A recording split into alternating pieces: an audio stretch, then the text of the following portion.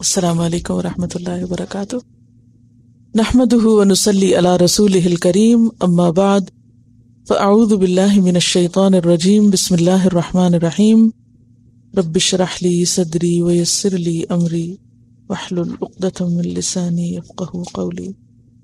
چھٹا پارہ، آیت نمبر 148 سے تفسیر۔ لا يحب اللہ الجہر بالسوء من القول الا من ظلم وَكَانَ اللَّهُ سَمِيعًا عَلِيمًا۔ لا يحب اللہ، نہیں پسند کرتا اللہ، نہیں محبت رکھتا اللہ، الجہر، زور سے کہنے کو، کھلم کھلا کہنے کو، ظاہر کرنے کو، بالسوء، برائی کو، من القول، بات میں سے، الا من ظلم، مگر جو ظلم کیا گیا، یعنی جس پر ظلم کیا گیا۔ جہر کا لفظی معنی ہوتا ہے ظاہر کرنا، منہ کھول کے کھلم کھلا بری بات زبان سے نکالنا، جسے عام طور پر ہم منہ پھٹ ہونا کہتے ہیں۔ کسی کا منہ پھٹ ہونا اللہ کو پسند نہیں، کھلی کھلی بری باتیں کرنا اللہ کو پسند نہیں، اور اس میں بری باتوں میں گالی گلوچ بھی آ جاتی ہے، یا کسی بھی برائی پر زبان کھولنا۔ لیکن یہاں خاص طور پر کسی کہ ظلم کی شکایت کرنا مراد ہے۔ تو لا يحب اللہ الجہر بالسوء من القول، برائی پر زبان کھولنا اللہ کو پسند نہیں۔ بری باتیں علل اعلان پبلکلی کرنا اللہ تعالیٰ کو ناپسند ہے۔ کسی کی برائی اگر اس کے منہ پر کی جائے تو یہ اس کے لیے توہین اور بے عزتی کا سبب ہوتا ہے، دل آزاری کا سبب ہوتا ہے، اور اگر اس کے پیچھے کی جائے تو یہ غیبت کہلاتی۔ تو یہ دونوں چیزیں اللہ تعالیٰ کو ناپسند ہیں، لا يحب اللہ۔ ہاں ایک صورت ہے، اور وہ کیا؟ الا من ظلم، کہ جس شخص پر ظلم ہو، یعنی جو مظلوم ہو، تو وہ مظلوم اپنے ظلم کی داستان ایسی جگہ بیان کر سکتا ہے جہاں اس کے ظلم کا کوئی مداوع کرنے والا موجود ہو۔ کیونکہ مظلوم اگر اپنے پر ہونے والے ظلم کو کسی سے بیان نہیں کرے گا تو نتیجہ کیا نکلے گا؟ اور زیادہ وہ ظلم کا شکار ہوگا۔ بعض اوقات تو ایسا ہوتا ہے نا کہ اگر آپ پر کوئی ظلم کرتا ہے تو آپ میں بھی اتنی طاقت ہوتی ہے کہ آپ جواب دیں، بدلہ لیں۔ بعض صورتیں ایسی ہوتی ہیں کہ آپ کمزور ہوتے ہیں، آپ جواب نہیں دے سکتے، بدلہ نہیں لے سکتے۔ تو ایسی صورت میں پھر یا تو آپ ظلم سہتے رہیں، مار کھاتے رہیں، اور یا پھر یہ کہ اس ظلم کا مداوع کرائیں۔ تو ظلم کے مداوع کے لیے، مداوع کا کیا مطلب ہے؟ اس کا علاج یا اس کو ہٹانے کے لیے آپ کو پھر کوئی حل سوچنا ہوگا۔ تو آپ کے ذہن میں کیا حل نظر آتا ہے؟ یعنی کوئی بھی کمزور انسان، اور سورۃ النساء میں کون کون سے کمزور انسانوں کا ذکر کیا گیا؟ یتیم بچے، عورتیں، اس کے علاوہ سوسائٹی کے مظلوم لوگ، مثلاً غلام، ان تین کا خاص طور پر اس صورت میں ذکر ہے نا۔ اب مثلاً عام طور پر اپنے والدین تو بچوں کو کچھ نہیں کہتے، زیادہ تھوڑا بہت کہہ بھی لیں تو پھر ساتھ ہی کیا کرتے ہیں، مداوع خود ہی کر دیتے ہیں۔ ایک دفعہ ڈانٹا تو دوسری دفعہ پیار کر دیا تو بات برابر ہو جاتی ہے۔ لیکن ذرا تصور کریں کہ کسی گھر میں کوئی یتیم بچہ پل رہا ہے اور دن رات اس کی بے عزتی ہوتی ہے۔ ایسے کیسز پائے جاتے ہیں، بچے ابیوز ہوتے ہیں، سہمے ہوئے ہوتے ہیں، خوف زدہ ہوتے ہیں، ڈرے ہوئے ہوتے ہیں، لیکن کچھ کر نہیں سکتے، کسی کو کہہ نہیں سکتے۔ تو ایسی صورت میں اگر کوئی بھی ان کے ساتھ ہمدردی کرتا ہے یا ان کی کیئر کرتا ہے تو وہ اگر اپنے ظلم کی داستان اس کو سناتے ہیں تو یہ اللہ کے نزدیک ناپسندیدہ نہیں ہوگا، اس کی اجازت ہے۔ یعنی مظلوم کو اپنے اوپر ہونے والے ظلم کی کہانی سنانے کی اجازت ہے، چاہے وہ ظالم کی پیٹھ پیچھے ہو۔ عام حالات میں تو کسی کے پیٹھ پیچھے بات کرنا جو ہے وہ کیا ہے؟ غیبت ہے۔ لیکن یہاں یہ کہانی جو کسی کی شکایت پر مبنی ہوگی، یہ غیبت شمار نہیں ہوگی، ناپسندیدہ نہیں ہوگی، بلکہ اس کے برعکس یہ جائز ہوگا۔ اسی طرح اگر کوئی ایسی عورت ہے جس کا شوہر اس کے ساتھ ناانصافی کر رہا ہے، اس کو مار رہا ہے، اس کو ذہنی طور پر ٹارچر کر رہا ہے، تو ایک صورت تو یہ ہو سکتی ہے کہ وہ اس کو سہتی رہے، سنتی رہے تانے روز، جبر کرتی رہے اپنے آپ پر، صبر کرتی رہے. اور پھر نتیجہ کیا ہوتا ہے؟ جو عورت سنتی رہے، سہتی رہے، آخر کار پھر کیا ہوتا ہے؟ ایک دن کولیپس ہو جاتی، ذہنی طور پہ مفلوج ہو جاتی، ڈپریشن کا شکار ہو جاتی. تو اس کا حل کیا ہے؟ کہ وہ اپنے ظلم کی داستان کسی ایسے کو سنا سکتی ہے، مثلاً کسی دوست کو، والدین میں سے کسی کو، بہن بھائیوں میں سے کوئی بھی ایسا مناسب شخص جو اس کے ظلم کا مداوع کر سکے، جو اس کو اس کا حق دلا سکے. تو ایسا کرنا گناہ نہ ہوگا، ایسا کرنے کی اجازت ہے. اسی طرح یہاں پر تو یہ کیسز کم ہیں، لیکن جس معاشرے کے اندر غلام یا پھر گھروں میں عام طور پر جو سرونٹس پائے جاتے ہیں، اب تو کیا ہوتا ہے کہ سرونٹس اگر ان کے اوپر کوئی زیادتی کرے تو بھاگ جاتے ہیں، گھر چھوڑ کے چلے جاتے ہیں. بعض مجبور ہوتے ہیں، نہیں بھی چھوڑتے، کیونکہ ان کا رزق روزی لگی ہوتی ہے کہیں پر، تو وہ بیگم صاحبہ کے تانے سنتے رہتے ہیں، روز بے عزتی کرواتے ہیں، روز ان کی عزت نفس جو ہے وہ ہرٹ ہوتی ہے، لیکن وہ کچھ کر نہیں پاتے کہ مجبور ہیں. ہاں بعض اوقات اگر کوئی ان کی ہمدردی کرے تو وہ اپنے دکھ کھول بھی دیتے. اور پھر جس دور میں غلامی کا رواج تھا تو اس میں آپ دیکھیں کہ غلام تو اپنے آقا کے پوری طرح ما ملکت ایمانکم ہے نا، پورے کنٹرول میں ہوتا تھا، اس کے پاس تو کوئی بھی گنجائش نہیں تھی کہ وہ کسی کے پاس جا کے کچھ کرے. اسی طرح بعض کیسز میں حاکم وقت یا عدالت کے پاس جا کر اپنے ظلم کی داستان سنانی پڑتی ہے. مثلاً کسی نے کسی کی جائیداد ہتھیا لی، یا کسی نے کسی کا مال غصب کر لیا، یا کسی نے کوئی ڈاکہ ڈال دیا، یا کوئی اور اسی طرح کے بڑے جرم. ایک تو ہوتے ہیں نا چھوٹے چھوٹے ہڈن چھپے ہوئے جرم، اور ایک ہوتے ہیں بڑے جرم. اب ایک شخص پر اگر ظلم ہوا، اس کا کسی نے مال یا عزت ہتھیائی ہے یا کچھ بھی کیا ہے، بعض اوقات عزت پہ حملہ ہوتا ہے، تو اس کے لیے اسے کیا کرنا ہوگا؟ حاکم تک معاملہ لے کے جانا ہوگا، عدالت میں کھلم کھلا اس کو اپنے ظلم کی داستان سنانی ہوگی. ہو سکتا ہے اس کو اس پہ گواہ بھی لانے ہو سکتا ہے معاملہ اخبار تک آ جائے، میڈیا میں چلا جائے. تو وہ اب ایک شخص کی اس میں بے عزتی ہو رہی ہے جو ظالم ہے، تو ایسی بے عزتی اگر ہو تو اس میں حرج نہیں، کیونکہ ایک شخص ظالم ہے. تو یہاں پر اس بات کا حل بتایا جا رہا ہے کہ اگر کوئی شخص مظلوم ہے، اور واقعی مظلوم، خود ساختہ مظلوم نہیں، حقیقی مظلوم، تو اس مظلوم کی داد رسی ضروری ہے، اور اس سے بات سننا غیبت میں نہیں آتا.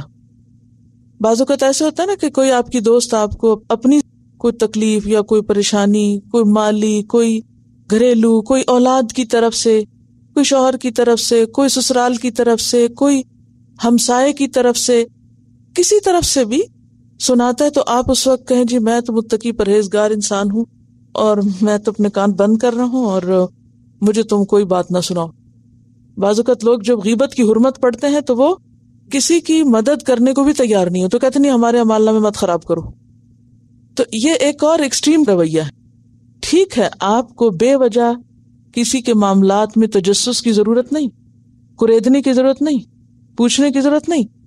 ہاں اگر کوئی آپ پر اعتماد کر کے، اور اعتماد کب کوئی کسی پہ کرتا ہے؟ یا تو کوئی کسی کا دوست ہوتا ہے، یا قریبی رشتہ دار ہوتا ہے، یا کوئی استاد ہوتا ہے، یا کوئی خیر خواہ ہوتا ہے، کوئی ہمسایہ ہوتا ہے، کوئی ایسا نیک شخص ہو جس سے لوگوں کو توقع ہو کہ یہ ناانصافی نہیں کرے گا، اس سے مجھے کوئی صحیح مشورہ مل جائے گا. تو ایسی صورت میں اگر کوئی آپ کے پاس، اور خاص طور پر جب آپ دین کی طرف آتے ہیں تو لوگوں کو آپ پر ایک اعتماد ہو جاتا ہے، وہ سمجھتے ہیں اگر ہم آپ سے کوئی بات کریں گے تو آپ آگے نہیں کریں گے، کیونکہ ہر ایک سے تو بات شیئر بھی نہیں کی جا سکتی، کیونکہ لوگوں کو یہ ڈر ہوتا ہے کہ اگر ہم کسی سے شیئر کریں گے تو وہ تو آگے مشوری کر دے گا اور کام خراب ہوگا. تو ایسے میں ایک ڈائلیما کا شکار ہو جاتے ہیں آپ کہ بھی میں بات سنوں کہ نہ سنوں. اب دو صورتیں ہیں سننے والے کی، ایک یہ ہے کہ وہ کہے جی میں نہیں سن سکتا، نہ کر دے. دوسرا یہ کہ سنے اور کوئی اچھا مشورہ دے دے، اس کی سوچ کو پازیٹو کرے، اسے کوئی حل بتا دے، ٹھیک ہے. اور ایک صورت یہ ہوتی ہے کہ انسان سنے اور خاموشی اختیار کر لے، کوئی آگے سے نہ مشورہ دے نہ جواب دے، تو یہ بھی درست نہیں۔ کیوں؟ کونوا قوامین بالقسط۔ اگر آپ کے پاس اتنی اتھارٹی ہے کہ آپ صرف سامنے والے کو سمجھا سکتے تو اس کو سمجھا دیں، اگر آپ کے پاس ذرا سی اور اتھارٹی ہے کہ آپ ظالم تک بھی پہنچ سکتے ہیں اور اس کو بھی پوچھ سکتے ہیں بھی کیا معاملہ، ایسا کیوں ہو رہا ہے، تو آپ اتنا کریں۔ پھر ہر شخص کی اپنی حیثیت ہے نا، کہ اس کی اپنی لمٹس کیا ہے، تو اس میں یہاں رخصت دی جا رہی ہے کہ ظلم کی داستان سنانے کی اجازت ہے، اور مظلوم اگر ظلم کی داستان سناتا ہے تو وہ غیبت کرنے والے میں شمار نہیں ہوگا، اس کی پکڑ نہیں ہوگی، لیکن شرط کے ساتھ۔ اور وہ شرط کیا ہے؟ کہ اس کی نیت محض دوسرے کو بدنام کرنا نہ ہو، اس کی نیت حل تلاش کرنا ہو، اور وہ ہر ایک کے پاس جا کے کہانی نہ کرنی شروع کر دے، بلکہ صرف ایسے شخص کے پاس جا کے بات کرے جہاں سے کوئی حل بھی ملے۔ ورنہ عام طور پر کیا ہوتا ہے، کچھ لوگوں کی عادت ہوتی ہے جس محفل میں بیٹھیں گے کسی نہ کسی کی شکایت شروع کر دیں گے، اور سننے والے بھی سن کے صرف مزے اٹھائیں گے اور 2-4 تبصرے کریں گے اور ختم، حاصل کچھ بھی نہیں۔ تو اس میں چونکہ آپ سب جانتے کہ غیبت کو حرام قرار دیا گیا، اور کہا گیا کہ اَيُحِبُّ أَحَدُكُمْ أَن يَأْكُلَ لَحْمَ أَخِيهِ مَيْتًا فَكَرِهْتُمُوهُ، کیا تم میں سے کوئی یہ چاہے گا کہ اپنے مردہ بھائی کا گوشت کھائے، اور بھائی کا اور وہ مردہ اور اس کا گوشت کوئی کھائے، تم اس سے کراہت کرو گے۔ اور پھر شدت کے ساتھ اس پہ پابندی لگائی گی۔ تو اب یہ خیال پیدا ہوا کہ اب جس شخص کے اوپر ظلم ہو تو وہ اگر اپنی زبان کھولے تو پھر اس کی بھی پکڑ ہو جائے گی۔ فرمایا نہیں، اس کی پکڑ نہیں، جب تک کہ وہ ظلم کا ازالہ چاہتا ہے، جب تک کہ وہ اپنے ظلم کا حل چاہتا ہے۔ اس میں مشہور مثال آپ دیکھ سکتے ہیں قرآن پاک کی، سورۃ المجادلہ کے شروع میں قد سمع اللہ قول التی تجادلک فی زوجہا وتشتکی الی اللہ واللہ یسمع تحاورکما، اللہ نے سن لی اس عورت کی بات جو تم سے جھگڑا کر رہی تھی اپنے شوہر کے بارے میں، اور اللہ سے شکایت کر رہی تھی، اور اللہ تم دونوں کی بات سن رہا تھا کہ جب آپ فرما رہے تھے کہ میرے پاس اس کا حل نہیں۔ اب آپ دیکھیں کہ وہ واقعہ جو 2 شوہر بیوی کے درمیان تھا وہ حضور تک پہنچا، اور حضور سے آگے اللہ تعالیٰ تک پہنچا، اور اللہ تعالیٰ نے کتاب میں اتار کے اس کو قیامت تک کے لیے مشہور کر دیا۔ ویسے تو ایسی باتیں چھپانی چاہیے نا، کسی کا کوئی راز ہو، کوئی آپس میں میاں بیوی کی بات ہو، اس کو پبلکلی نہیں لانا چاہیے سامنے، لیکن بعض چیزیں ایسی ہوتی ہیں کہ اگر ان کو سامنے نہ لایا جائے تو حل نہیں نکل سکتا۔ مثلاً کسی عورت کو اگر اس کے شوہر نے طلاق دے دی اور شوہر اس کو زود کوب کر رہے، خبردار جو تم نے کسی کو بتایا کہ میں تمہیں طلاق دے چکا ہوں، طلاق تو میں نے دی ہے لیکن اس کے باوجود تم میرے گھر سے نہیں نکل سکتی، یہیں رہو گی۔ اب عورت سوچتی ہے کہ اگر میں یہاں رہتی ہوں تو میرا رہنا حرام ہے، اور اگر میں جاتی ہوں تو یہ شخص مجھے دھمکی دیتا ہے، تو مجھے کیا کرنا چاہیے؟ تو ظاہر ہے کہ وہ حرام زندگی تو نہیں بسر کر سکتی، اس کو اپنے معاملے کو کسی کے آگے کھولنا ہوگا، اور جب کھلے گا تو ظاہر ہے کہ شوہر کی بے عزتی تو ہوگی اس میں، یا اس کا وہ عیب کھلے گا کہ اس نے زیادتی کی ہے۔ تو ایسی صورت میں کہاں تک لمٹ ہے، کہاں تک رخصت ہے، کہاں تک گنجائش، کہاں تک اجازت ہے، اس کا ایک اصولی قاعدہ تو بتا دیا گیا، لیکن پھر آئندہ ہر انڈیویجول کے اوپر چھوڑ دیا گیا کہ وہ اس کو کس طرح کرے۔ اور اس میں آپ دیکھیے کہ انما الاعمال بالنیات، اعمال نیتوں کے ساتھ ہوتے ہیں۔ اگر آپ محض کسی کو بدنام کرنے کے لیے سچی جھوٹی کہانیاں گھڑ رہے ہیں، کیونکہ بعض لوگوں کا یہ بھی عادت ہوتی، کسی کی چھوٹی سی بات ہوئی اور اس کو برداشت نہ کیا اور جذبات میں آ گئے اور اس کے ساتھ 2-4 اور ملائیں اور جا کے ادھر بھی بتائیں ادھر بھی بتائیں، اور اپنی نفرت کا اظہار مختلف طریقے سے کہ یہ غلط ہے۔ تو انما الاعمال بالنیات، بات کرنے والا کس نیت سے کر رہا ہے؟ کیا وہ حل چاہتا ہے، مشورہ چاہتا ہے، ظلم کا ازالہ چاہتا ہے، یا پھر وہ کسی کو بدنام کرنا چاہتا ہے، یا انتقام کے اوپر تلا ہوا ہے؟ تو یہ ہر انڈیویجول کیس پھر خدا سے ڈرتے ہوئے اور خوف رکھتے ہوئے، لمٹس کے اندر رہتے ہوئے سولوشن نکالے۔ تو لا يحب اللہ الجہر، اللہ کو پسند نہیں کھلے عام بات کرنا، پبلکلی بات کرنا، بالسوء برائی کی، من القول باتوں میں سے، الا من ظلم مگر جس پر ظلم کیا گیا ہو۔ اور اس کے لیے بھی شرط کیا ہے کہ وہ کتنی بات کرے؟ جتنی کہی گئی۔ اب مثلاً اگر کوئی کسی کو گالی دے یا کوئی کسی پہ لعنت کرے مثلاً، تو وہ کیا کر سکتا ہے، کتنا کر سکتا ہے جواب. مثلا اگر کوئی کسی کو کہے کہ تم جاہل ہو اور وہ جواب میں کہے تم ہو گئے جاہل، تو اس کی اجازت ہے، اتنا کہہ سکتے ہیں. ہاں آگے ایک دوسرا درجہ بھی بتایا گیا، اور وہ معاف کرنے اور درگزر کرنے کا، وہ خواص کے لیے، یہ عوام کا درجہ ہے. ٹھیک ہے، ایک مقربین کا ہے اور ایک عامت الناس کا ہے. عامت الناس کا درجہ یہ درجہ ہے، اور مقربین کا درجہ جو ہے وہ آگے بتایا جا رہا ہے. اچھا، اب آپ دیکھیے کہ اگر کوئی کسی کو گالی دیتا ہے یا کسی پہ لعنت کرتا ہے کہ تم پہ لعنت ہو، اجازت نہیں ہے، لیکن اگر کسی نے کسی کے ساتھ کی تو اس کو کتنا حق ہے، تم پر بھی ہو. لیکن جیسے کہ حدیث میں آتا ہے المستبانی، یعنی دو ایک دوسرے کو گالی دینے والے، ما قالا، جو بھی انہوں نے کہا، فعل البادی، تو سارا گناہ ابتدا کرنے والے پہ ہے، جس نے پہلے نمبر پہ گالی دی. یعنی اگر دو لوگ گالی گلوچ کر رہے ہیں یا دو لوگ ایک دوسرے کے ساتھ جھگڑ رہے ہیں تو گناہ کس پر ہوگا؟ ابتدا کرنے والے پر. ما لم یعتد المظلوم، جب تک کہ مظلوم زیادتی نہ کرے.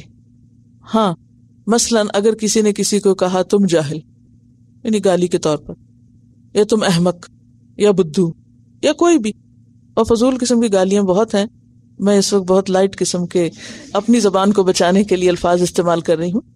تو اگر کوئی کسی کو یہ کہے تو جواب میں اتنا تو وہ کہہ سکتا کہ تم ہوگے، لیکن یہ نہیں کہہ سکتا تم بھی اور تمہارا باپ بھی اور تمہارا سارا کنبا قبیلہ. یہ کیا ہوگا؟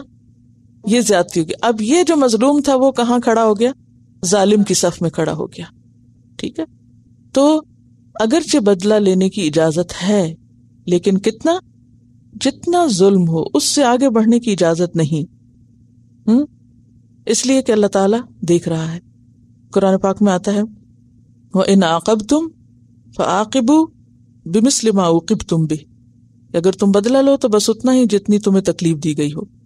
وَلَئِنْ صَبَرْتُمْ، اور اگر تم صبر کر جاؤ، یعنی وہ بدلہ بھی نہ لو، لَهُوَ خَيْرٌ لِلصَّابِرِينَ، تو صبر کرنے والوں کے لیے وہ بھی اچھا ہے. اور یہ مقربین کے درجے کی مثال آپ کو یاد ہوگی، حضرت ابوبکر صدیق رضی اللہ تعالیٰ عنہ کی. اس وقت کیا ہوا تھا، جب ایک موقع پر آپ صلی اللہ علیہ وسلم کے ساتھ کھڑے تھے تو ایک شخص آیا اور اس نے آپ کو گالی گلوچ کرنا شروع کی. حضرت ابوبکر صدیق خاموش رہے، صبر کرتے رہے، پیتے رہے، اور جب حد ہو گئی تو انہوں نے بھی جواب میں ایک لفظ کہا تو آپ صلی اللہ علیہ وسلم وہاں سے چل دیے. تو وہ پریشان ہوئے کہ جب تک وہ شخص مجھے گالی دے رہا تھا آپ مسکرا رہے تھے، جب میں نے جواب دیا تو آپ چلے گئے، تو آپ ناراض ہو گئے. تو ایسا کیوں؟ تو آپ نے فرمایا جب تک تم خاموش تھے فرشتہ جواب دے رہا تھا، اور جب تم بول پڑے تو شیطان بیچ میں آ گیا. اور جب شیطان آ جاتا ہے نا تو حد پہ نہیں رکنے دیتا، پھر وہ ٹھنڈا اسی وقت انسان ہوتا ہے جب زیادتی کر بیٹھے، کیونکہ جب تکرار شروع ہوتی ہے تو پھر اندیشہ اس بات کا ہوتا ہے کہ اب یہ معاملہ بڑھے گا. تو حضور صلی اللہ علیہ وسلم کی موجودگی میں ایسے معاملات بڑھ جائیں تو یہ کوئی درست چیز نہ تھی، لہٰذا آپ وہاں سے تشریف لے گئے. تو اب حضرت ابو بکر کو تو آپ نے اتنی بھی اجازت نہیں دی، اتنی بھی اجازت نہیں دی. اور وہ کیا کہ آپ اس کا جواب بھی دیں. یعنی اگرچہ رخصت ہے، اور رخصت کا درجہ کس کا ہوتا ہے؟ عوام الناس کا. اور جو عزیمت کا درجہ ہوتا ہے وہ مقربین کا ہوتا ہے اور خواص کا ہوتا ہے، کہ جس میں وہ گالیاں کھا کے بھی بے مزہ نہیں ہوتے اور اس کو بھی آرام سے سہ جاتے ہیں. لیکن یہ بہت ہی ہمت کے کاموں میں سے ہے، مگر اللہ دیتا ہے جن کو دیتا ہے. کل تعریف کی بات ہوئی تھی نا کہ اخلصوا دینہم للہ کا مطلب کیا ہے؟ کہ جو نیک کام کریں اللہ کی خاطر اور اس پر تعریف کی توقع نہ رکھیں. اب آپ دیکھیے کہ اس میں بھی پھر عوام کا درجہ ہے اور خواص کا درجہ ہے. عوام کا درجہ کیا ہوتا ہے کہ جب تک انہیں کوئی شاباش نہ دے وہ آگے نہیں چلتے، ان کو ہر وقت دھکے لگانے پڑتے ہیں.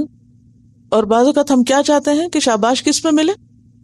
جو کیا بھی نہیں، یعنی کہ وہ پھر اس پہ راضی نہیں ہوتے کہ ان کو صرف شاباش مل جائے، وہ چاہتے ہیں کہ جھوٹی تعریفیں ان کی جائیں، جھوٹی خوش آمد، وہ اس کے طلبگار ہو جاتے ہیں.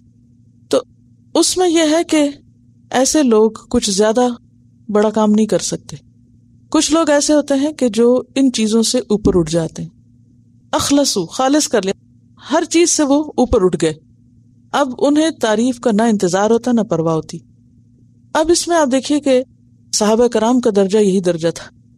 آپ احادیث کو پڑھیں، سنت کو پڑھیں، سیرت کو پڑھیں، نبی صلی اللہ علیہ وسلم کہیں انہیں بات بات پہ بہت بڑی بڑی شاباش دیتے نظر نہیں آتے.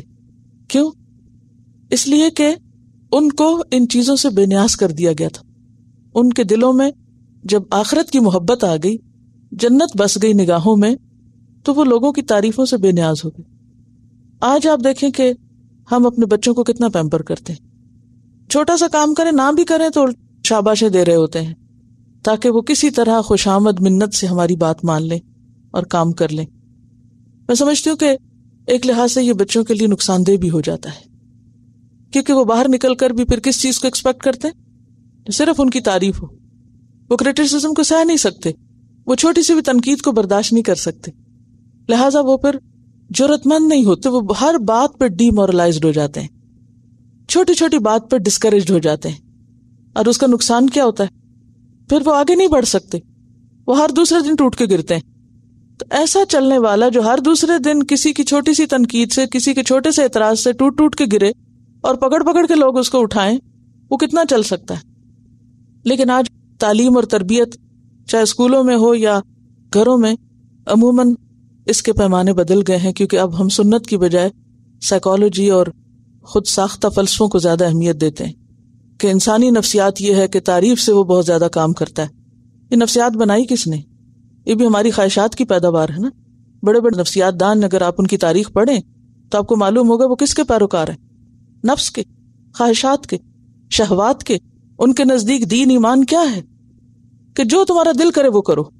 کسی بھی آپ ایسے شخص کے پاس مشورہ لینے کے لیے جائیں تو عموماً کیا کہتے ہیں کہ یہ بہت ڈپریسڈ ہے، اوپریسڈ شخص ہے، اس کو کرنے دو، یہ کرتے ہی ٹھیک ہو جائے گا.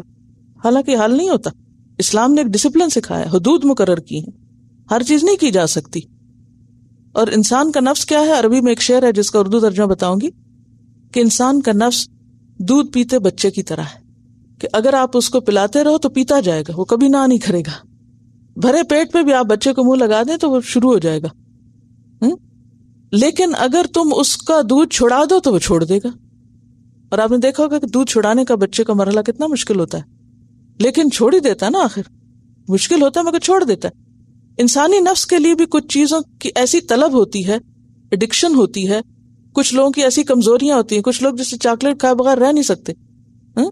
ہو سکتا ہے آپ میں سے اب کوئی نہ ہو، لیکن کچھ لوگوں کو ایک نشہ سا ہو جاتا ہے نا. تو اسی طرح کچھ لوگوں کو تعریف حاصل کرنے کا بھی نشہ ہوتا ہے. وہ کوئی کام نہیں کر سکتے جب تک ان کی تعریف نہ ہو. وہ آگے نہیں بڑھ سکتے کیونکہ ان کو بچپن سے ایڈکٹ کر دیا گیا. ان کو اپنے پاؤں پہ کھڑا نہیں ہونے دیا گیا. انہیں بیساکھیاں پکڑا دی گئی کہ جب تمہارے پاس لاٹھی ہوگی، بیساکھی ہوگی. بیساکھی سمجھتے ہیں؟ جس پہ ٹیک لگائی جائے. جب تمہارے پاس بیساکھی ہوگی تو تم چلتے رہو، اور اگر بیساکھی نہ ہو تو پھر بیٹھ جانا. مجھے اچھی طرح یاد ہے کہ میں اللہ کے فضل سے جس کلاس میں بھی جو پوزیشن لے کر آتی رہی، میرے والد نے ایک دن میری تعریف نہیں کی، not one single time. اور میں اتنی پریشان ہوتی تھی کہ میں ٹاپ کرتی ہوں اور وہ کہتے ہیں اگر اتنا ہوتا تو زیادہ اچھا تھا. مجھے نہیں یاد کہ ایک دن بھی انہوں نے میرے کلاس میں اول پوزیشن لینے پر یا کسی قسم کا کوئی انعام لینے پر کبھی میری تعریف کی ہو.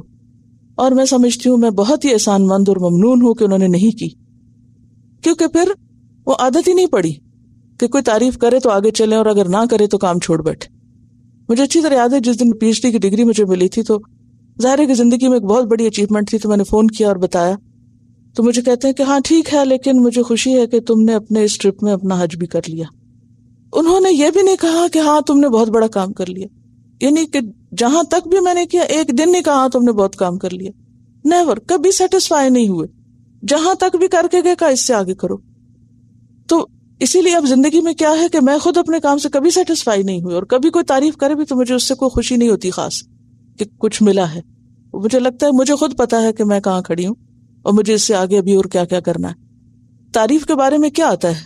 ایک شخص نے دوسرے کے سامنے منہ پہ اس کی خوشامد کی تو آپ صلی اللہ علیہ وسلم نے فرمایا تم نے اس کی گردن توڑ دی، تم نے تو اس کو مار دیا، یعنی آگے بڑھنے سے رک گیا وہ شخص. کیونکہ ایسے لوگ سہاروں کے متلاشی ہوتے ہیں، ہمیشہ سیلف موٹیویٹڈ نہیں ہوتے. ادھر سے سہارا مانگا، ادھر سے سہارا مانگا، پھر آگے چلے. اور اس میں آپ دیکھیں جیسے ایک جنگ کے موقع پر حضرت عمر رضی اللہ تعالیٰ عنہ کے زمانے میں قندھار کی طرف مسلمانوں کی فوجیں گئی تھیں، اور پھر جب واپس آئے لوگ تو جو ان کے ذمہ دار تھے ان سے پوچھا کہ کون کون واپس آئے اور کون کون وہاں یعنی شہید ہو گیا، تو بتایا فلاں اور فلاں اور فلاں بھی شہید ہو گیا اور بہت سے اور جن کو عمر تم نہیں جانتے. تو حضرت عمر رضی اللہ تعالیٰ عنہ رونے لگ گئے کہ واقعی میں نہیں جانتا مگر اللہ ان کو جانتا ہے نا. یعنی اب دیکھیں نا، جب ہم کوئی کام کر کے آتے ہیں، مثلا کوئی آرگنائزیشن ہوتی ہے تو عموماً جو لوگ کام کر رہے ہوتے ہیں تو ان کا دل کیا چاہتا ہے کہ جو ذمہ دار ہے وہ ہماری تعریف کرے، ہمیں ایکنالج کرے، ہمیں دیکھ لے کہ ہم کتنا کام کر رہے ہیں، ہمیں وہ شاباش دے. تب عمر رضی اللہ تعالیٰ عنہ تو جانتے بھی نہیں کہ جس فوج کو انہوں نے بھیجا تو اس میں سے کون کون شہید ہو کے اللہ کے پاس کس اعلیٰ مقام اور کس جنت پہ پہنچ گیا. تو اس سے کیا فرق پڑا اگر عمر کو نہیں پتا؟ تو وہ قائد نے آ کے بتایا عمر تم نہیں جانتے اور کون کون شہید ہو گیا اللہ کے راستے میں. تو رونے لگ گئے کہ ہاں میں نہیں جانتا مگر اللہ تو جانتا ہے کہ کون کون شہید ہوا، کون کون اس اعلیٰ درجے کو پہنچا. تو بات یہ ہے کہ خواص کا درجہ کیا ہے کہ انسان معاف کر دے، صبر کر جائے، درگزر کر جائے. نبی صلی اللہ علیہ وسلم نے اپنے لیے بھی کبھی ایک مثال کوئی بتائیے، یعنی شاید آپ سے بڑھ کر کسی پہ ظلم نہ ہوا ہو، لیکن کوئی ایک جگہ کہ جہاں آپ اپنی ذات کے لیے انتقام لیتے نظر آتے ہوں، جہاں آپ جواباً یعنی اس طرح بھی بدلہ لے رہے ہوں. نہیں. اور اپنے مقرب صحابہ کے لیے بھی کبھی پسند نہیں کیا کہ وہ لوگوں کو جواب دیں. ایک موقع پر حضرت عائشہ نے جب ایک یہودی کے سلام کے جواب میں جو کہ اس نے غلط طریقے سے کیا تھا، جب وہ غصے میں آئیں تو آپ نے کہا کہ عائشہ تم نے نہیں سنا کہ میں نے کیا کہا؟ وعلیکم، بس کافی ہے. لیکن آپ غصے میں نہیں آئے، آپ نے جواب میں کوئی لمبی چوڑی تقریر نہیں کی. تو یہ ہم میں سے پھر ہر ایک کے پاس اختیار ہے. اللہ نے چوائس دی ہے نا کہ اپنے لیے آپ کیا پسند کرتے ہیں. آپ چاہیں تو اس درجے کو لے لیں، اس کی رخصت موجود ہے، اور آپ چاہیں تو اس سے اگلے درجے پہ آ جائیں اور وہ آگے آئے گا. لیکن اس آیت کو پہلے مکمل کرتے ہیں. وَكَانَ اللَّهُ سَمِيعًا عَلِيمًا، اور ہے اللہ سننے والا، جاننے والا. سمیعاً فعیل کے وزن پر بہت سننے والا، اور علیماً بہت جاننے والا. کیا وجہ ہے کہ اس آیت کے اختتام پر سمیعاً اور علیماً کی بات آئی ہے؟ یعنی مظلوم کی پکار اللہ سنتا ہے، وہ جو شکایت کر رہا ہے اس کو بھی سن رہا ہے کہ وہ کتنی صحیح ہے اور کتنی غلط. بعض اوقات ایک مظلوم شکایت شروع کرتا ہے تو خود بھی ظالم بن جاتا ہے، جھوٹے الزام دوسرے پہ لگا کے اور بات کو بڑھا چڑھا کے کر کے. اور اسی طرح اور کیا سننے والا ہے؟ مظلوم کی دعا. کیونکہ بعض اوقات ایسا ہوتا ہے نا کہ انسان کے پاس کوئی بھی نہیں ہوتا جس سے جا کے وہ مدد لے، تو ایسے میں کیا ہے کہ پھر انسان اللہ کو پکارے تو اللہ تو فوراً سنتا ہے. آپ کو معلوم ہے کہ مظلوم کی آہ اللہ اور اس کے درمیان کوئی پردہ نہیں، فوراً جا پہنچتی ہے. علیما، جاننے والا ہے، یعنی ظالم کیا ظلم کر رہا ہے اور مظلوم کس قسم کی بات کر رہا ہے اور کس پر کیا بیت رہی ہے، اور سب کے ماضی حال مستقبل کو ہر چیز کو جاننا. علیم خوب خوب جاننے والا ہے، یعنی ہر چیز کو جاننے والا ہے، ان کے سوچوں کو، خیالات کو، ان کے حالات کو، ہر چیز اس کے علم میں ہے. ان تبدو خیرن، اب ایک تو یہ رخصت تھی، وہ رخصت بھی تم استعمال کر سکتے ہو، اور اس کی بجائے اگر بریکٹ میں اس سے پہلے لکھ لیں، اس کی بجائے ان تبدو خیرن، اگر تم خیر کو ظاہر کرو، یعنی پیچھے تو کیا تھا، شر کو ظاہر کر سکتے ہو. لا يحب اللہ الجہر بالسوء، الجہر بالسوء یعنی ایک صورت ہے الجہر بالسوء کی، برائی ظاہر کرنے کی، اور دوسری صورت کیا ہے، نیکی ظاہر کرنے کی. ٹھیک ہے، برائی کا ظاہر کرنا پسندیدہ نہیں سوائے ظلم کی صورت کے. ٹھیک ہے نا، مشروط ہے، استثنائی صورت ہے. لیکن یہاں پر نیکی کا ظاہر کرنا بلا استثناء ہے. ٹھیک ہے، کیا مطلب بلا استثناء؟ وہاں تو کہا گیا کہ پسند نہیں برائی کا ظاہر کرنا مگر جس پہ ظلم ہو، لیکن یہاں یہ نہیں کہا گیا کہ نیکی کو ظاہر کرنا پسندیدہ ہے یا ناپسندیدہ ہے، اور اس شرط کے ساتھ کوئی شرط نہیں ہے، یعنی بلا استثناء ہے، بلا شرط ہے کہ کوئی شخص خیر کا کام کرے. اور خیر سے مراد دو طرح کی خیر ہوتی ہے، ایک تو کوئی بھی نیکی، کوئی بھی نیکی اگر انسان کرتا ہے، کوئی بھی فرما برداری کا کام کرتا ہے، اور اگر وہ کسی کے سامنے کر رہا ہے یا کرنے کے بعد اس کا ذکر کر رہا ہے، تو اگر اس کی نیت لوگوں سے تعریف چاہنا نہیں اور لوگوں کی خاطر کرنا نہیں، اور صرف اس لیے ذکر کر رہا ہے کہ دوسرے کو بھی شوق آ جائے نیکی کا اسے دیکھ کر، جیسے پیچھے آپ پڑھ چکے نا، ان تبدوا الصدقات فنعما ہی، اگر تم صدقات کو ظاہر کر کے دو تو بھی کتنا اچھا ہے، لیکن اس میں ریاکاری کی اجازت نہیں ہے، صرف اطلاع کی اجازت ہے۔ تو یہاں پر کیا فرمایا کہ اگر تم ظاہر کرو خیرن، خیر کو، یعنی کسی بھی نیکی کو، سم گڈ، تو بھی ٹھیک ہے۔ اور خیر کا دوسرا معنی خیرات، یعنی صدقہ خیرات، یعنی جو مال تم خرچ کرو، اور اس میں صرف مال کی خیرات نہیں ہوتی، کسی کو معاف کرنا بھی اپنی عزت کی خیرات ہوتی ہے۔ کسی نے آپ کی بے عزتی کی، کسی نے آپ کا دل دکھایا اور آپ اس کو معاف کر رہے ہیں، تو آپ ایک طرح سے کیا کر رہے ہیں؟ صدقہ کر رہے ہیں۔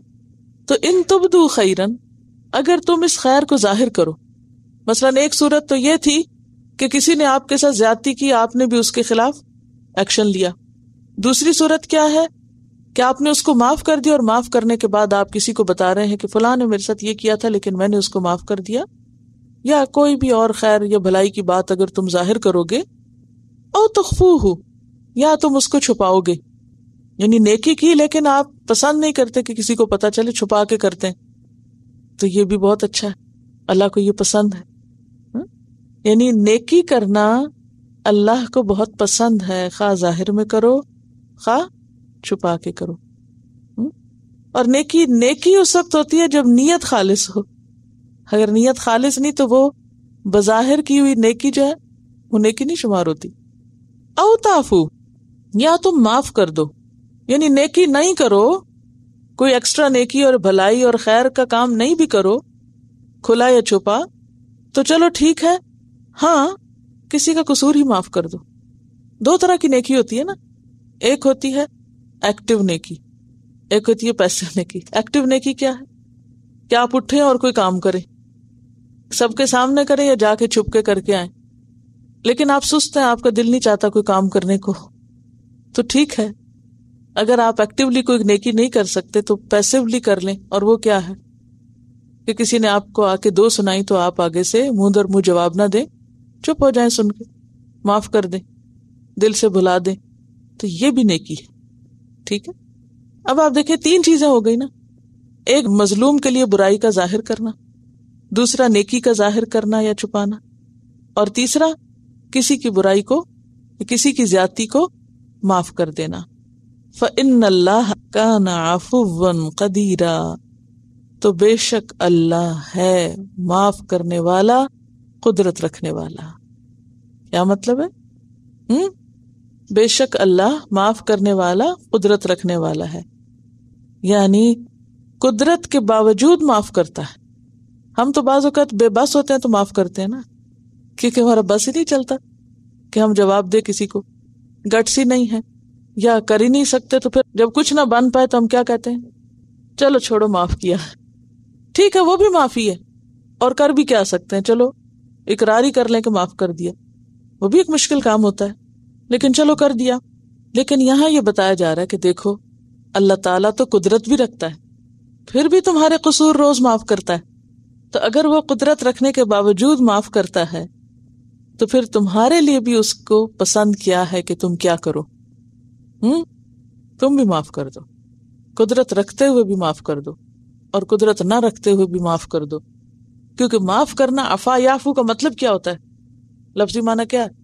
مٹانا، کہ نشان بھی نہ رہے، یعنی دل سے نکال دو، دل سے مٹا دو، یہ مطلب ہے معاف کرنے کا، زبان سے نہیں، کیونکہ بعض لوگ زبان سے کہتے ہیں ہاں میں نے معاف کیا، مگر دل میں گرج رکھتے ہیں، دل میں وہ پالے رکھتے ہیں اور اس کو بڑھائے رکھتے ہیں، اور کسی دن وہ بہت بڑی بلا بن جاتی ہے، اور سب معافی کے دعوے الٹے ہو جاتے ہیں۔ تو یہاں پر خلاصہ پھر کیا ہوا کہ اینڈ آف دا ڈے معاف کرنے کو زیادہ پسندیدہ قرار دیا گیا، اگرچہ رخصت ہے بدلے کی، لیکن پسندیدہ کام معاف کرنا ہے۔ اس کے بارے میں بہت خوبصورت ایک حدیث آتی ہے، رسول اللہ صلی اللہ علیہ وسلم نے فرمایا، میں ذمہ دار ہوں اس بات کا جو دوسروں کے الجھنے اور جھگڑنے سے بچا جبکہ وہ خود حق پر ہو، اس کا مکان جنت کے اندرونی کنارے پہ بنے گا، اور جس نے جھوٹ کو چھوڑا اگرچہ مزاح میں ہی کیوں نہ ہو، اس کے لیے جنت کے درمیان میں مکان بنایا جائے گا، اور جس نے اپنی ساری عادتیں درست کر لی۔ یاد رکھیے عادت کو عربی میں اخلاق کہتے ہیں، خلق، اس کو جنت میں اونچی جگہ میں بنا بنایا مکان ملے گا، کوئی قسطیں ادا نہیں کرنی ہوں گی، بنا بنایا تیار۔ کیا سنا آپ نے؟ جو دوسروں کے ساتھ الجھنے اور جھگڑنے سے بچا، یعنی اس نے معاف کر دیا اس کو، اس کے لیے جنت کے اندرونی کناروں پر ہوگا، لیکن ذرا اندر کی طرف، اگرچہ وہ حق پر ہو، یعنی اپنا حق چھوڑ دے۔ اور جس نے جھوٹ کو چھوڑا اگرچہ مزاح میں ہی کیوں نہ ہو، اس کے لیے جنت کے وسط میں گھر بنے گا، جنت کے درمیان میں۔ اور جس نے اپنی ساری عادتیں درست کر دی، سارے اچھے اخلاق اختیار کر لیے ایک کے بعد ایک، تو اس کے لیے جنت کی اونچی جگہ میں بنا بنایا گھر ملے گا۔ تو اس سے کیا پتہ چلتا ہے کہ معاف کرنا جو ہے وہ کیا ہے؟ افضل ہے۔ مسلم کی روایت میں آتا ہے، معاف کر دینے سے اللہ بندے کی عزت بڑھاتا ہے۔ ہم معاف کیوں نہیں کرتے عام طور پہ؟ یہ کہتے ہیں یہ تو سر چڑھ جائے گا، اگر اس کو روز معاف کیا تو یہ سر چڑھ جائے گا، لہٰذا اب نہیں میں نے معاف کرنا، بہت ہو گئی۔ اور یہ شیطان اکساتا ہے نا عام طور پر انسان کو، وہ غلط رخ دکھاتا ہے، وہ کہتا ہے معاف کرنا کوئی اچھی بات نہیں، معاف کرنے سے تمہیں بہت نقصان ہو رہا ہے۔ لیکن نبی صلی اللہ علیہ وسلم نے کیا فرمایا؟ یعنی وہ ایک ہماری نفسیات ہے نا، ہماری سوچ ہے، اور ایک آپ صلی اللہ علیہ وسلم کا فرمان ہے، اور وہ کیا؟ معاف کر دینے سے اللہ تعالی بندے کی عزت بڑھا دیتا ہے۔ من تواضع للہ رفعہ اللہ۔ اور پھر جس نے کسی مسلمان کی پردہ پوشی کی، قیامت کے دن اللہ اس کی پردہ پوشی کرے گا۔ یعنی اگرچہ برائی ظاہر کرنے کی اجازت ہے، رخصت ہے، لیکن اگر کوئی ظاہر نہیں کرتا، اس کے عیب کو ڈھانپ دیتا ہے، تو قیامت کے دن اللہ تعالیٰ اس کی پردہ پوشی کر دے گا۔ پھر اسی طرح قرآن پاک میں آپ پیچھے پڑھ بھی چکے ہیں، والکاظمین الغیظ والعافین عن الناس واللہ یحب المحسنین، آل عمران 134 میں۔ الاعراف 199 میں فرمایا، خذ العفو وامر بالعرف، معاف کر دو، نیکی کا حکم دو، واعرض عن الجاہلین، اور جاہلوں سے اعراض برتو، اگنور کر دو ان کو۔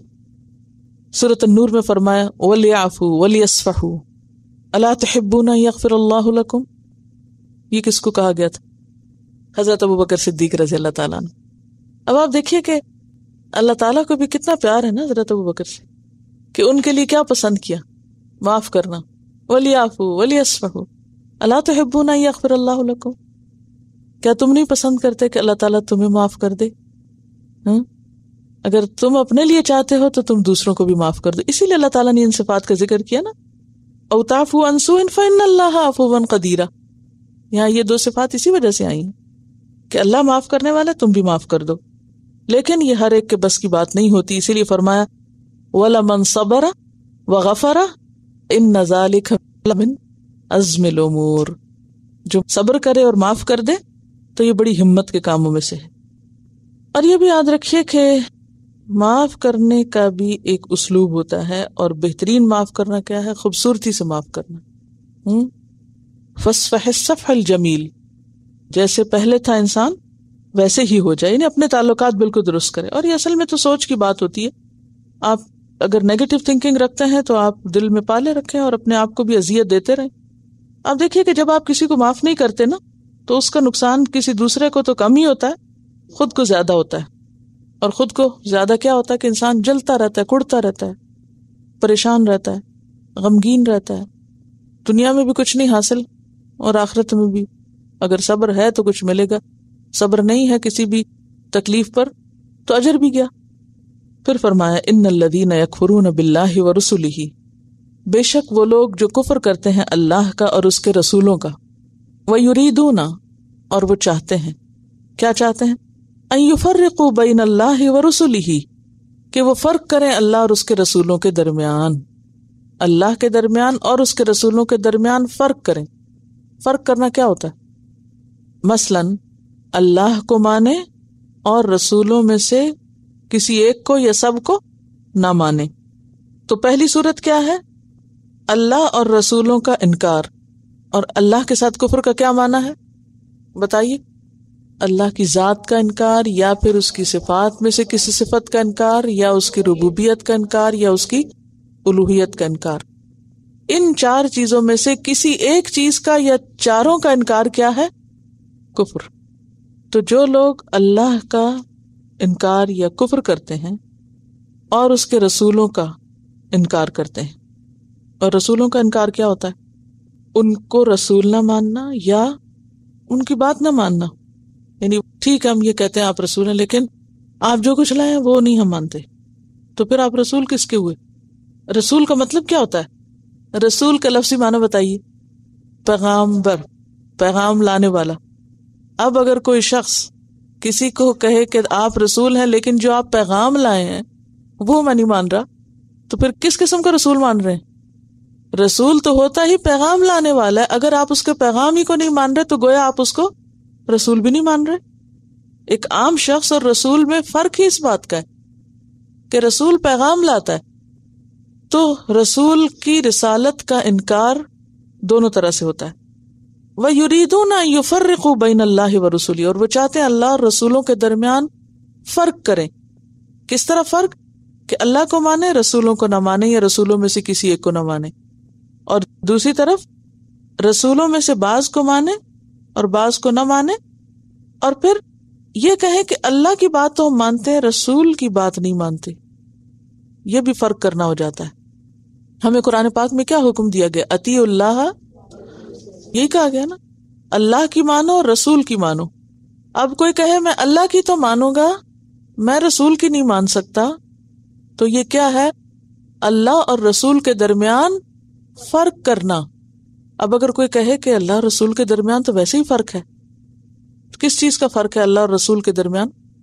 اصل میں آیت دیکھنے میں بہت سمپل لگ رہی ہے، لیکن اس کا معنی بہت کلیئر ہونا چاہیے، بالکل الگ الگ. میرا سوال یہ ہے، اللہ اور رسول میں فرق کیا ہے؟ اللہ تو خالق ہے اور رسول بندہ ہے. اللہ رب ہے اور رسول بندہ ہے. آپ کیا پڑھتے ہیں؟ اشہد ان لا الہ الا اللہ، تو اللہ کیا ہے؟ الہ. واشہد ان محمدن عبدہ ورسولہ، اور محمد صلی اللہ علیہ وسلم کیا ہیں؟ بندے ہیں اور رسول. یہ تو ہے فرق. یہ فرق تو میں کرنا ہوگا، لیکن یہاں کس فرق سے روکا جا رہا ہے کہ اللہ اور رسول کے درمیان فرق کرتے ہیں؟ اطاعت کا فرق ہے کہ وہ کہتے ہیں کہ اللہ کی تو مانیں گے، قرآن ہم مان لیں گے، لیکن سنت وہ نہیں مانیں گے. تو یہ فرق ہو گیا نا، یا نہیں ہوا فرق؟ یہی فرق کرتے ہیں نا.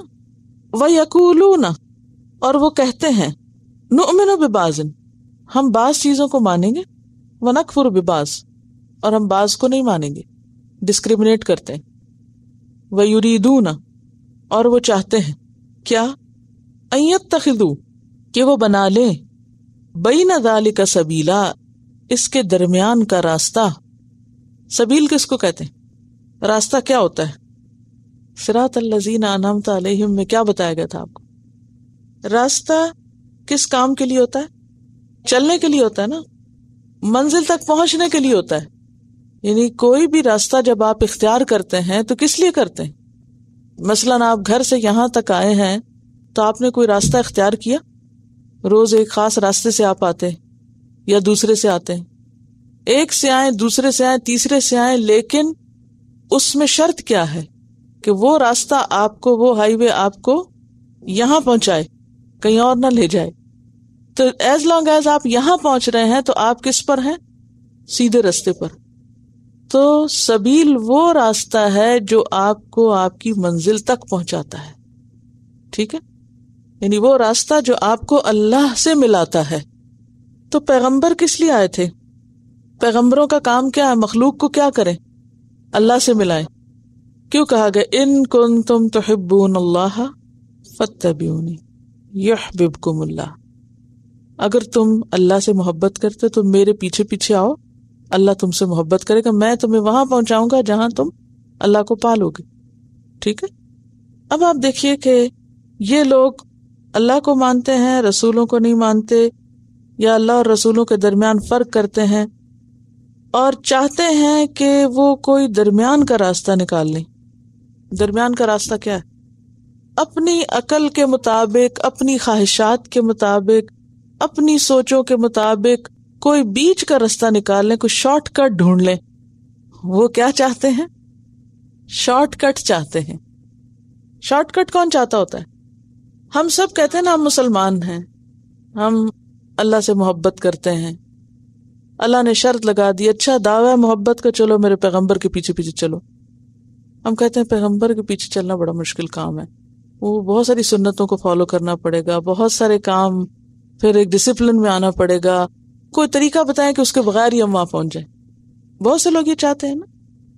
وَيُرِيدُونَ أَن يَتَّخِذُوا بَيْنَ ذَلِكَ سَبِيلًا، وہ چاہتے ہیں کوئی بیچ کا راستہ نکل آئے کہ ہماری بھی کوئی مرضی مان لی جائے اور پھر منزل بھی ہمیں مل جائے اور وہ سب کرنا بھی نہ پڑے جو کرنے کو کہا جا رہا ہے.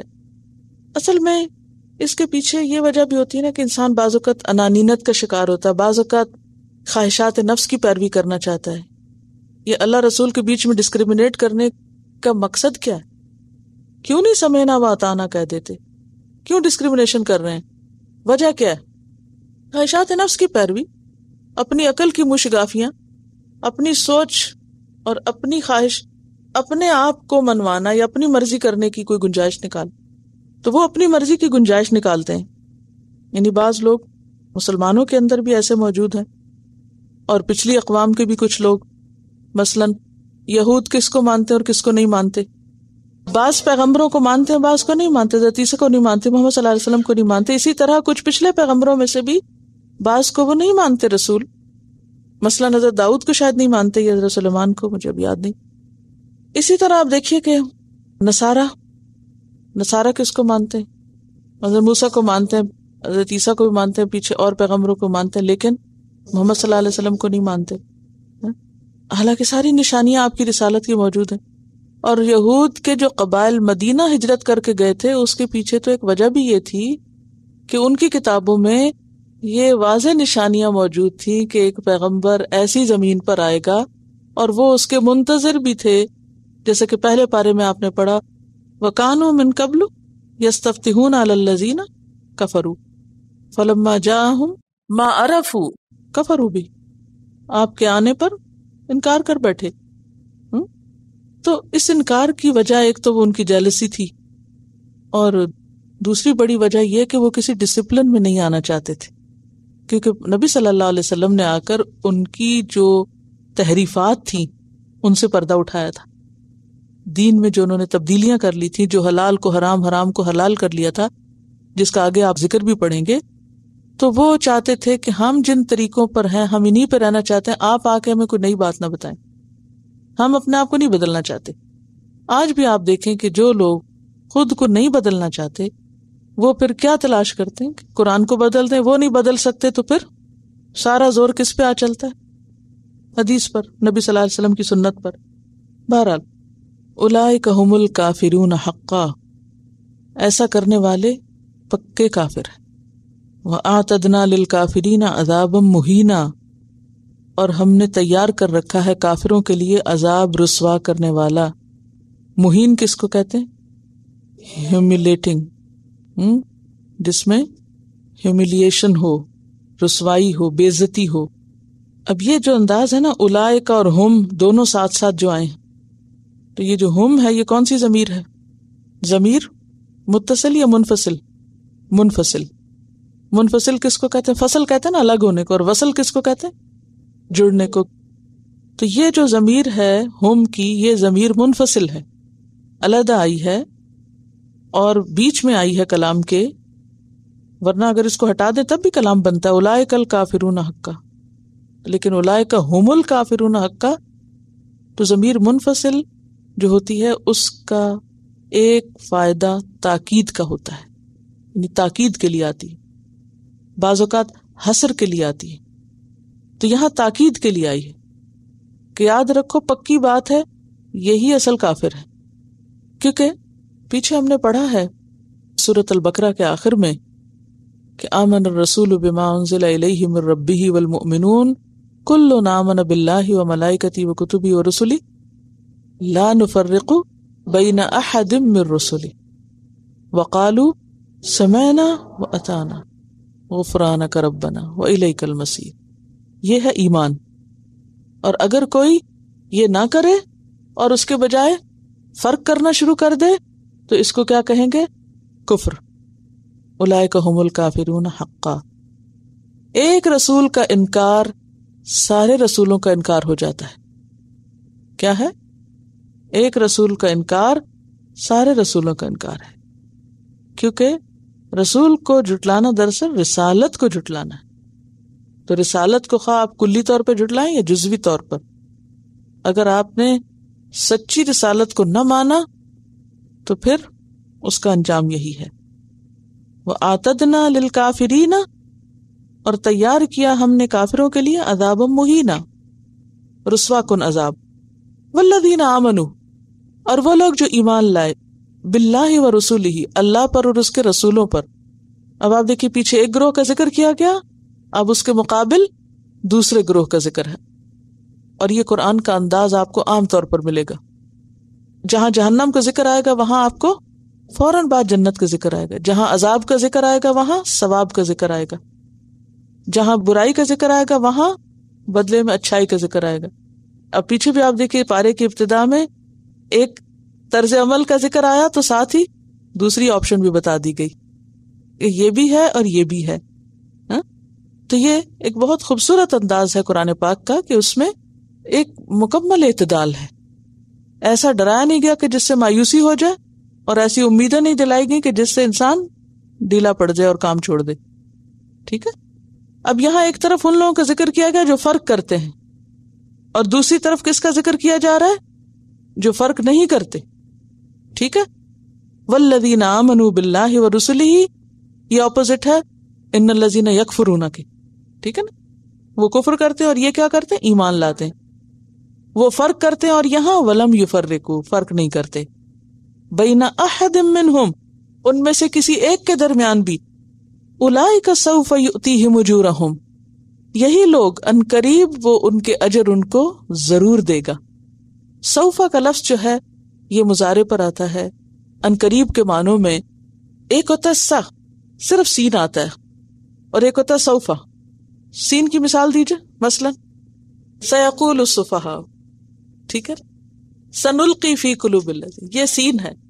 اچھا، تو سین جو ہے یہ قریب کے لیے آتا ہے اور سوفا بعید کے لیے آتا ہے، یعنی ذرا دیر کے لیے آتا ہے.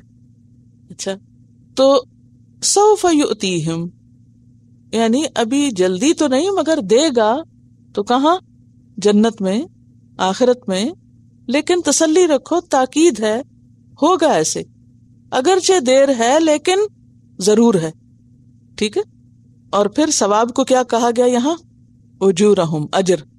اجر کیا ہوتا ہے؟ عوض. اجر کیا ہوتا ہے؟ عوض. عوض کیا ہوتا ہے؟ معاوضہ، اجرت، بدلہ، جو کسی کام کے بدلے میں ہوتا ہے. ٹھیک ہے. تو ان کے اجر دے گا ان کو. یہ اللہ کا خاص احسان ہے کہ وہ بندوں کی کوشش کو اپنے ذمے کیا قرار دیتا ہے؟ اجرت. کہ مجھے اس کوشش کا بدلہ دینا ہے ان کو. ویسے تو ثواب کا لفظ بھی آ سکتا ہے، لیکن جب اجرت کا لفظ آتا ہے تو اس میں زیادہ تاکید ہوتی ہے، پکی بات ہے، کیونکہ اجرت لازم ہوتی ہے. آپ کسی کو ٹپ دیں یا نہ دیں، بونس دیں یا نہ دیں، لیکن سیلری تو دینی ہوگی، تنخواہ تو دینی ہے. تو یہ جو اجر ہے یہ ایک طرح سے سیلری کے قائم مقام سمجھے کہ وہ تو دینا ہی دینا ہے. تو اب آپ دیکھیں کہ کہیں اگر کوئی کام کرتا ہے تو اس کو اس پر شاباش ملے یا نہ ملے، یا اوپر ایکسٹرا کچھ ملے یا نہ ملے، مگر اس کو اس کا حق تو ملنا ہی ہوتا ہے. تو یہاں پر اللہ تعالیٰ ثواب کو اجر کہہ کے مزید تاکید فرما رہے ہیں کہ اس اجر کو اللہ اپنے ذمے قرار دیتا ہے، یعنی اجر ثابت ہے، یہ مراد ہے. اور کیا اجر ثابت ہے؟ ایک نیکی کتنے کے برابر؟ 10 کے برابر. اور پھر اس سے کوئی اور بھی فرق پڑتا ہے؟ ایک نیکی اور دوسری میں کوئی فرق ہوتا ہے؟ نیکی ایک ہی ہوتی ہے، بظاہر ایک جیسا کام ہوتا ہے، لیکن اجر میں بہت بڑا فرق ہوتا ہے. نیت کا فرق ہوتا ہے. اور کس چیز کا فرق ہوتا ہے؟ طریقہ کتنا سنت کے مطابق ہے. اچھا، اور کس چیز سے اجر بڑھ جاتا ہے؟ احسان کے درجے پہ کام کرنا، زیادہ سے زیادہ بہتر طریقے سے کرنا، اچھی نیت سے کرنا. نیت اچھی ہوگی، اخلاص ہو گیا، ریاکاری نہیں تو اخلاص، اللہ کے لیے تو اخلاص، نیت اچھی تو اخلاص، بات ساری اخلاص کی ہوگی اور دوسری سنت کی ہو گئی. ایک تیسری چیز بھی ہے، سبقت. سبقت کرنے والے جو ہے نیکی میں، آپ کو معلوم ہے نا قرآن پاک میں 3 کیٹیگریز بتائی گئی نا انسانوں کی. ہاں کیا؟ دائیں ہاتھ والے اور بائیں ہاتھ والے، اور ایک سابقون، فالسابقون السابقون. تو آپ نیکی کرتے ہیں، ٹھیک ہے، کر لی آپ نے، لیکن اگر آپ اس میں دوسروں سے پہلے کر گئے، آگے بڑھ گئے، وقت پر کر لیا آپ نے کام، تو اس سبقت کی وجہ سے اس کام کا جو اجر ہے کئی گنا زیادہ بڑھ جائے گا. اس پر بھی کبھی سوچا کریں. مثلا نماز پڑھنا ہے، پڑھنی ہے، دیر کر کے پڑھیں یا اول وقت پڑھیں، پڑھنی ہے نا، پڑھتے تو دونوں ہی ہیں. تو اجر میں فرق کہاں سے آ جاتا ہے؟ طریقے سے بھی آئے گا، نیت اور اخلاص سے بھی آئے گا، خشوع و خضوع کا لیول کیا ہے، لیکن سبقت سے بھی فرق پڑے گا. کاؤنٹ ڈاؤن شروع ہو جاتا ہے نا، جو جو ٹائم جاتا جاتا ہے کاؤنٹ ڈاؤن ہوتا جاتا ہے. اسی طرح صرف نماز نہیں، کوئی بھی کام اگر آپ وقت کے اندر کرتے ہیں، کہتے ہیں نا ویلے دی نماز تے کویلے دیاں ٹکرا. تو جو کام آپ وقت پر کرتے ہیں، وقت کی پابندی کے ساتھ کرتے ہیں، ٹائملی کرتے ہیں، اس کا لطف بھی کچھ اور ہے. فرسٹ اٹیمپٹ میں کر جاتے ہیں، اس کا مزہ ہی کچھ اور ہے. اور جو آپ پیچھے رہ جاتے ہیں، لیٹ کرتے رہتے ہیں، سستی سے کرتے ہیں، کر تو لیتے ہی ہیں مگر اجر میں نیچے چلے جاتے ہیں، پھر اس کا لطف بھی نہیں رہتا نا. کیونکہ جو کام آپ تاخیر سے کرتے ہیں اس کا وہ مزہ رہتا ہی نہیں. لیکن عموماً ہم دنیا کے کاموں میں تو آگے سے آگے جاتے ہیں، اور جو دین کا کام وہ کہتے ہیں اچھا ذرا سب کاموں سے فارغ ہو جائیں پھر کریں گے. اور شیطان کا یہ بہت بڑی چال ہوتی ہے، یاد رکھیں، بہت بڑی چال ہوتی. اچھا، اسی لیے آپ دیکھیں کہ جو مہاجرین کا اجر تھا یا سابقین فی الاسلام کا اجر تھا، آپ نے کیا فرمایا کہ انہوں نے جو خرچ کیا، اگر ان کے مقابلے میں تم احد پہاڑ برابر سونا بھی خرچ کرو تو ان کے مرتبے کو نہیں پہنچ سکتے.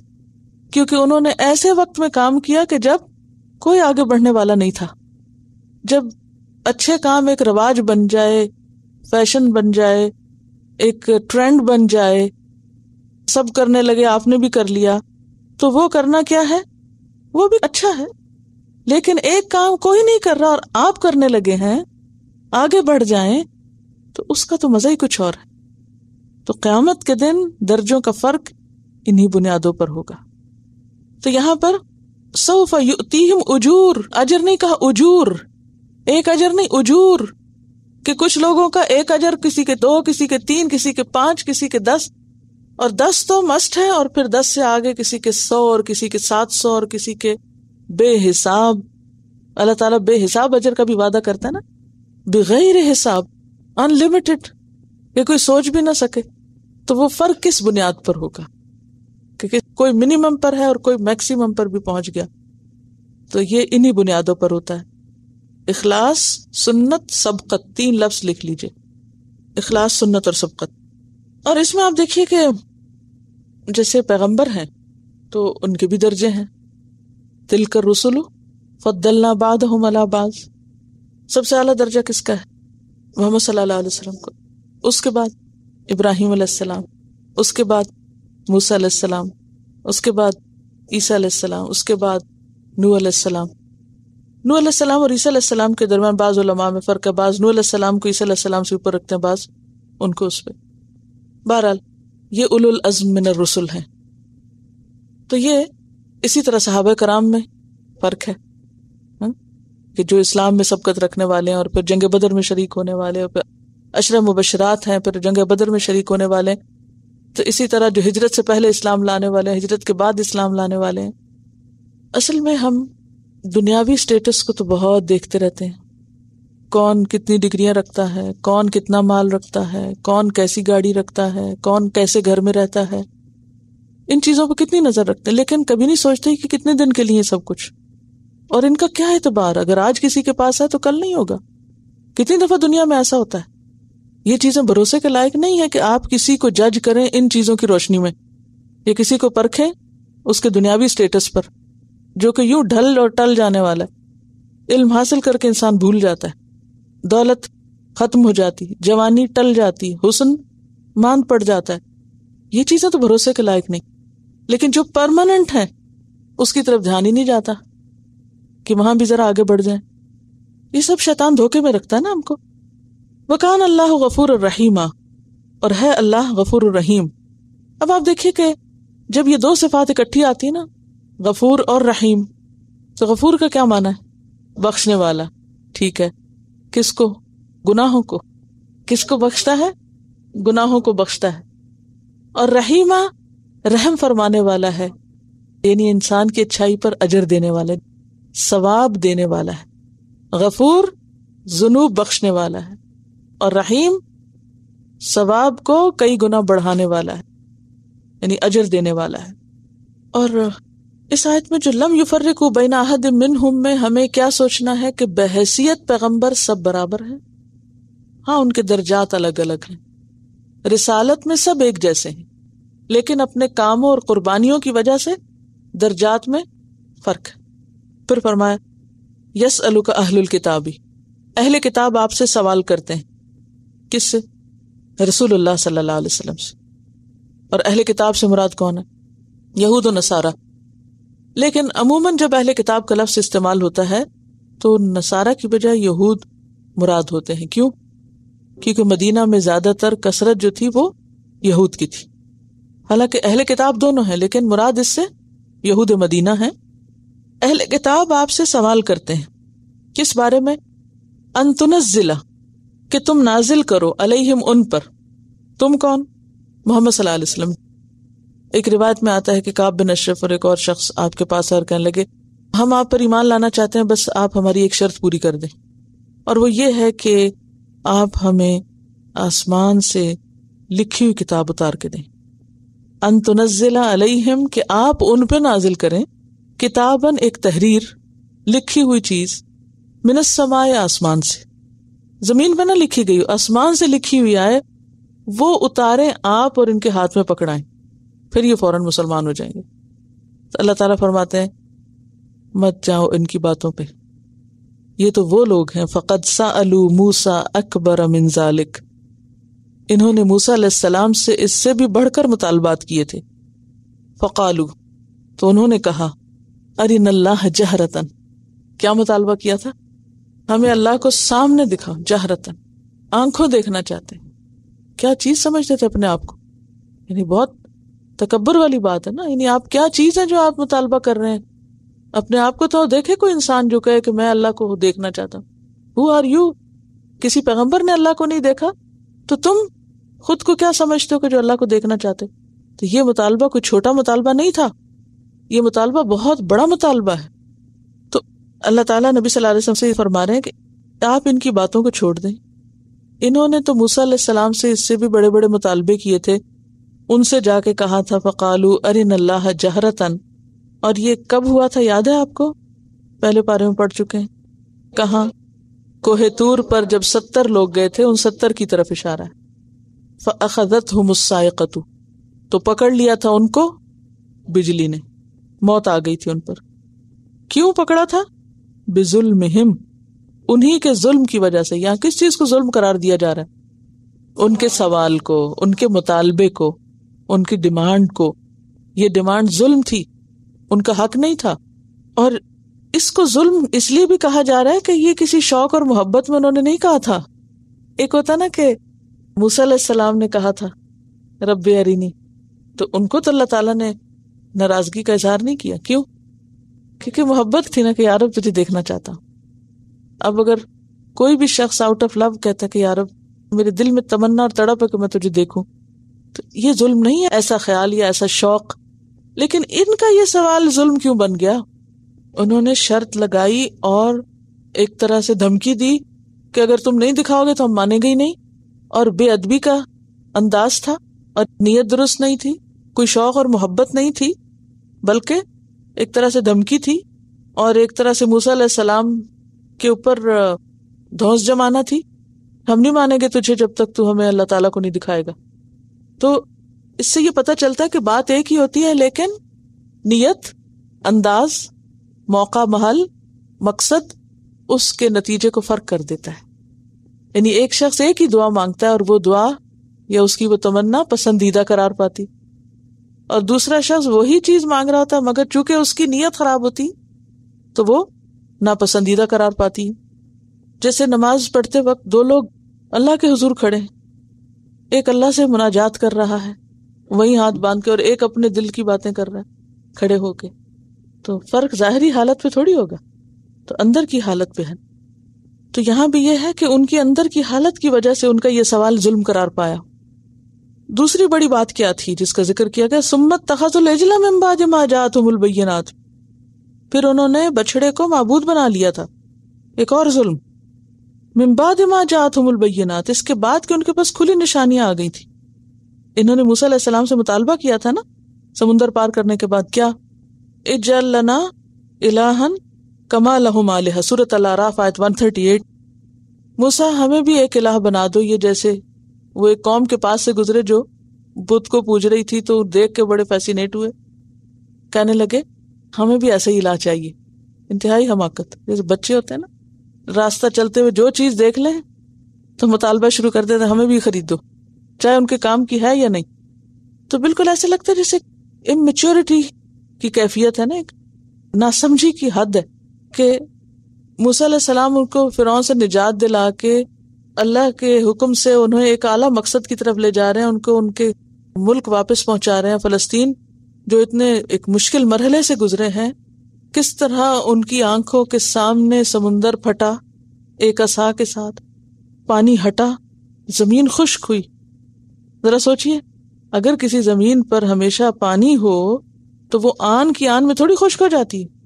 کبھی کچی زمین پہ بارش ہو تو اس کے بعد آپ چلیں اس پہ، کیچڑ نہ بھی ہو تو آپ کو معلوم ہے کبھی آپ کو کسی ایسی جگہ جانے کا اتفاق ہوا ہو جہاں سے دریا خشک ہو کے سمٹ کے چھوڑی جگہ پر آئے اور پھر آپ اس گیلی مٹی پہ پاؤں رکھیں تو ہوتا کیا ہے؟ نیچے جا سکتے ہیں آپ۔ یہ کتنی بڑی قدرت تھی کہ پانی ہٹا، سڑک بنی، زمین خشک ہوئی، پوری قوم اس سے گزری، اتنا بڑا معجزہ پلٹ کے اپنی آنکھوں کے سامنے وَأَنْتُمْ تَنْظُرُونَ، کیا جب فرعون اور اس کا پورا لشکر جو اتنی طاقت اور قوت والے تھے وہ غرق ہو رہے تھے، اتنی بڑی بینات دیکھ کر جب نجات پا کے کنارے پہ آئے اور آگے جا کے دیکھا کہ وہ کوئی قوم بت پوج رہی، تو کہا ہمیں بھی ایسی بت بنا دو۔ بھئی خدا تم کو ہدایت دے، تمہیں نجات کس نے دی؟ یہ تمہیں اتنے بڑی مصیبت سے بچایا کس نے؟ اور تم اس کو بھول کے بت کے پیچھے چل پڑے، یہ کس قدر ناشکری ہے۔ تو یہاں اسی ظلم کی طرف اشارہ ہے کہ آپ سے تو اہل کتاب تحریر کا مطالبہ کر رہے ہیں، موسیٰ علیہ السلام کو تو انہوں نے اس سے بھی زیادہ پریشان کیا تھا۔ کبھی ان سے کہا ہمیں اللہ تعالیٰ کو دیکھنا ہے، کبھی کہا ہمیں الہ بنا کے لا دو، حالانکہ بڑی بڑی نشانیاں دیکھ چکے تھے۔ فَعَفَوْنَا عَنْ ذَلِكَ، اس کے بعد بھی ہم نے ان کو معاف کر دیا۔ یہ آپ دیکھیں اللہ تعالیٰ کی رحمت، اتنے بڑے جرائم کے بعد بھی اللہ تعالیٰ نے ان کو معاف کر دیا اور ان کی توبہ قبول کر لی، جیسے سورۃ البقرہ آیت 54 میں آپ پڑھ چکے ہیں، جب ان سے کہا گیا تھا فَتُوبُوا إِلَىٰ بَارِئِكُمْ فَاقْتُلُوا أَنفُسَكُمْ ذَلِكُمْ خَيْرٌ لَكُمْ عِنْدَ بَارِئِكُمْ فَتَابَ عَلَيْكُمْ إِنَّهُ هُوَ التَّوَّابُ الرَّحِيمُ وَآتَيْنَا مُوسَىٰ سُلْطَانًا مُبِينًا، اور ہم نے موسیٰ علیہ السلام کو سلطان مبین عطا کر رکھی تھی، ورنہ اس قوم سے نمٹنا آسان نہیں تھا۔ سلطان کیا ہوتا ہے؟ سلطہ کیا ہوتی؟ زور، غلبہ، قوت۔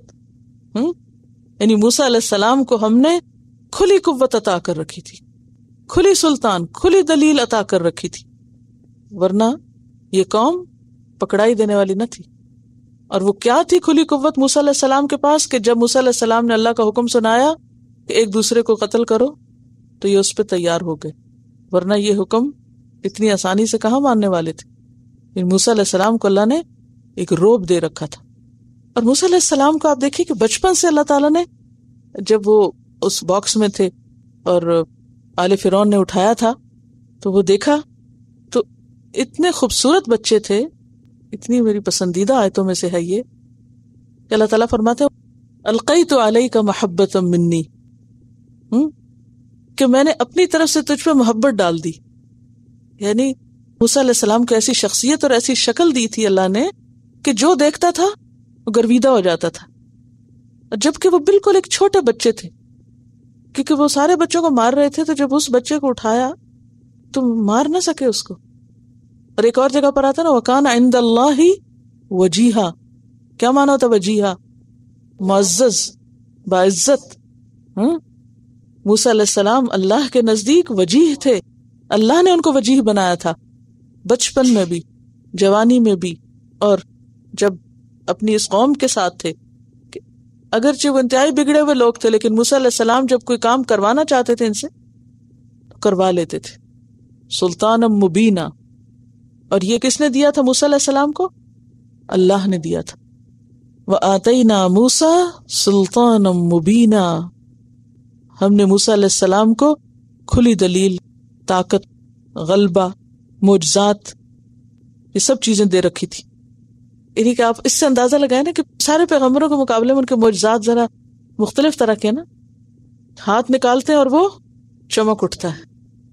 یعنی کہ تاریخ میں ایک یہی انسان ہے کہ جن کو اللہ نے ایسی پرسنالٹی دی تھی کہ وہ ہاتھ نکالتے تھے اور ہاتھ چمک اٹھتا تھا. اور ہاتھ میں جو عصا تھا، اب دیکھیں کہ ہاتھ قوت کی علامت ہوتا ہے نا، اور پھر چمکتا ہوا ہاتھ، اور پھر اس کے بعد اس میں عصا ایسا کہ جو پھینکے تو وہ سانپ بن جائے اور سارے فرعونیوں کے جو سارے جادو ہیں ان کو نگل جائے. یہ کیا تھا؟